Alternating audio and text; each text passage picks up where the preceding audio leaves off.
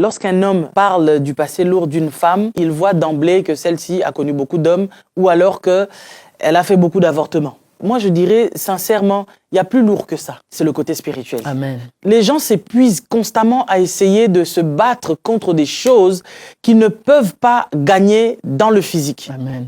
Et la plupart des combats que l'être humain a sont des combats qui sont liés au spirituel. Il faut commencer toute relation sur la base de la vérité. Amen. Je pense que c'est préférable de dire aussi les choses avant que l'on s'engage. Exactement. Les hommes que j'ai connus, les femmes que j'ai connues, Les avortements que j'ai faits, ou et que ça j'ai provoqué, parce que les voilà. hommes aussi. Ah bah oui, parce que souvent les hommes, ils ont trop tendance à remettre la charge sur la femme, mais pourtant au moment de prendre le plaisir, il y en a certains qui ne se sont pas protégés. Donc tu ne t'es pas protégé, deux, pas retenu. Donc si la fille, elle tombe enceinte, tu y es aussi pour quelque chose. Ce sont aussi des choses que les hommes devraient dire. Amen. Que moi aussi, autrefois, j'ai provoqué ça. Ou j'ai commis l'inceste, ou j'ai abusé. Il y a des tontons. Nous avons été enfants, nous autres. Il y a eu des tontons, parfois des amis de la famille, parfois même des membres de la famille, où vous voyez que certaines filles ont été abusées par des membres de la famille même. Exactement. Des tontons même. Combien de ce genre de personnes ont violé les filles de leurs amis, parfois même leurs propres nièces, leurs cousines? Est-ce qu'au moment où ils rencontrent les femmes qu'ils vont épouser, est-ce qu'ils se confessent aussi? Généralement, non. Pourquoi c'est toujours à la femme de se confesser sur tout, en tout et pour tout? Et puis, les hommes, quel que soit ce qu'ils peuvent commettre, eh ben, c'est comme si tout leur est pardonné d'office, en fait. J'ai entendu quelqu'un dire, ah bah oui, mais l'homme a le droit parfois même de demander le divorce, et ce pour X ou Y raison, mais pas la femme. C'est écrit où? Femme au point de la tuer et tout.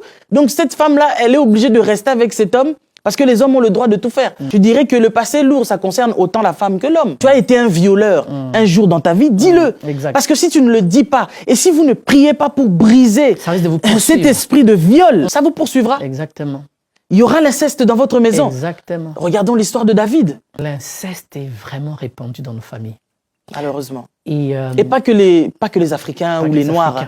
Alors, chez les Occidentaux, aussi. Je pense que c'est la base même chez les Occidentaux. Et ce serait vraiment, quand on parle de lourd passé, ce serait bien que nous, les hommes, on mette un peu un bémol. On ne doit pas seulement blâmer les femmes. Tu peux être un homme aussi, tu as couché avec trop de femmes aussi. Mais ça, c'est passif et lourd aussi. Mais oui, c'est lourd. Parce qu'en fait, moi, je sais pas qu'est-ce que tu as ramassé aussi comme bagage. Exactement. Attends, tu as couché avec une femme qui était dans la prostitution. Tu as couché avec une femme qui a été abusée par son père. Tous ces esprits-là. On chantait cette femme-là partout. Oh, c'est un enchaînement des esprits, etc. Et tout. Ce sont des gens qui ont vécu dans des choses occultes. Tu es sorti avec une ritualiste. Tu es sorti avec un ritualiste. Tu es sorti avec quelqu'un qui, voilà quoi, qui est dans la sorcellerie.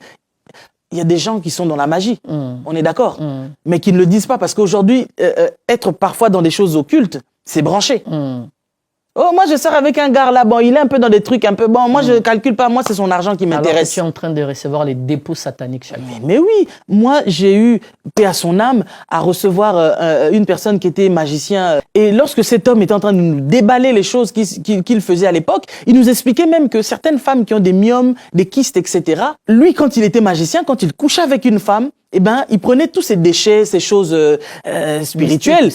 Il déposait ça dans le corps. Donc, le corps de certaines femmes sont des dépotoirs. Des dépotoirs. Donc, eux, ils déposent et vu que tout ce qui est spirituel doit avoir une connotation aussi physique, et ben dans le physique, ça se transforme en masse, ça se transforme en myome, ça se transforme en kyste, et toutes ces choses-là. Il y a des gens, on va opérer aujourd'hui les myomes, les kystes, demain ça repousse encore comme des champignons. Parce qu'on n'a pas traité les choses. Mais oui, tu traites pas ça spirituellement. Toi, tu allaites des bébés la nuit.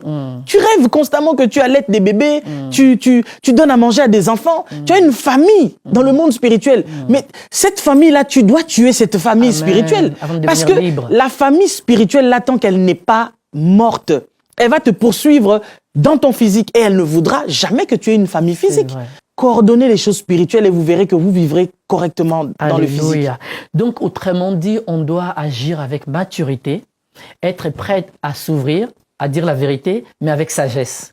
S'assurer que notre partenaire, notre vis-à-vis aura aussi un sens de la tempérance, de la maturité. Et voilà. Et ça, c'est super important. Parce que regarde, par exemple, Papa Elior, un homme qui vient te voir, par exemple, devrait à même de te raconter son état sérologique. C'est vrai. Or, il y a certaines personnes Qui cache. qui cachent. Il sait qu'il est malade, mais il se dit non, je suis trop amoureux de cette fille-là, bah, je vais quand même sortir avec elle comme ça. Bah, la prolifération de la maladie, des maladies sexuellement transmissibles a été faite comment? Pourquoi? Parce qu'il y a des gens qui sont égoïstes. Et ne qui, révèlent pour pas eux, leur état. ah bah oui, moi aussi quelqu'un me l'a donné, et ben moi aussi je dois le donner à quelqu'un. Voilà. On doit être capable. On doit être capable d'aller faire les tests auparavant, et si tu vois que tu es malade, va le dire. Amen. Par contre, c'est là où je dis maintenant que la sincérité est la chose la plus cordiale et importante. Amen. Parce qu'il y a des batailles que nous pouvons éviter dans nos vies si nous sommes sincères. C'est vrai. Puisqu'il y a des gens qui viendront vers toi. La personne sait pertinemment que moi, mon passé est comme ci et comme ça et comme ça. J'ai fait ça, mais je te le cache à toi, frère Elior. Toi, tu ne sais pas. Finalement, je paye le Tu prix. finis victime de la chose. Moi, je sais ce que j'ai fait. Je sais avec qui j'ai été. Je sais que j'étais la copine de ton frère. Toi, tu ne sais pas. Et moi, je me mets avec toi. Je te fais un enfant. Ça passe. Toi, tu ne sais pas. Tu deviens victime de la chose. Et après, demain, quand tu te fais insulter, les gens parlent mal de toi. Hey, tu avais fait ça, tu avais fait ça. Alors que, en gros, Tu as été victime. tu as été Tu victime ne connaissais pas. de quelque chose de maladroit. Alors, c'est pour cela que je dirais à une personne, pour éviter d'être victime de certaines choses de la vie, On doit être sincère. il faut être sincère. Tu comprends? J'ai déjà vu un papa, il y a quelques années, j'ai même fait une émission là-dessus, où un papa, en fait, a couché avec une fille, et la fille s'est retrouvée avec son fils. Et le papa était contre. Non, vous ne devez pas vous marier, je ne veux pas, je ne veux pas. Le fils, il dit, c'est elle ou rien. Mais vaut mieux dire la vérité à ton fils que tu as couché avec la fille. Exactement. Tu dis pas. Le papa s'obstinait, il veut pas, je veux pas.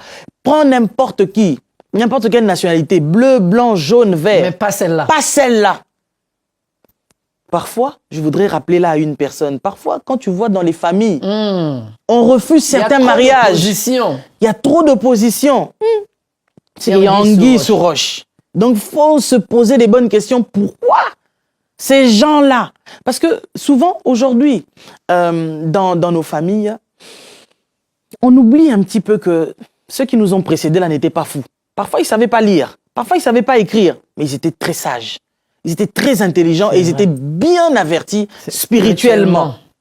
Mais nous, aujourd'hui, on voit les choses comme ça, comme ça. Eux, avant, ils regardaient les ethnies. Ils regardaient les guerres qu'il y a eu avant entre les régions. Les rapports avec les deux familles. Cette famille-là et cette famille-là, il y avait eu quelque chose. L'enfant de truc était mort à cause de... Ils avaient sorti des paroles de malédiction. Donc, mais nous, aujourd'hui... On ne fait pas un travail spirituel. Les gens se marient même avec leurs propres cousins parce qu'ils ne les connaissent même pas. Malheureusement. Tu fais un enfant avec ta tante. Tu fais un enfant avec ton oncle. Toi, tu sais que l'enfant avec qui tu vis là, c'est l'enfant de ton oncle. Et un monsieur vient pour t'épouser. Tu lui dis pas. Mais tôt ou tard, ça finira par sortir.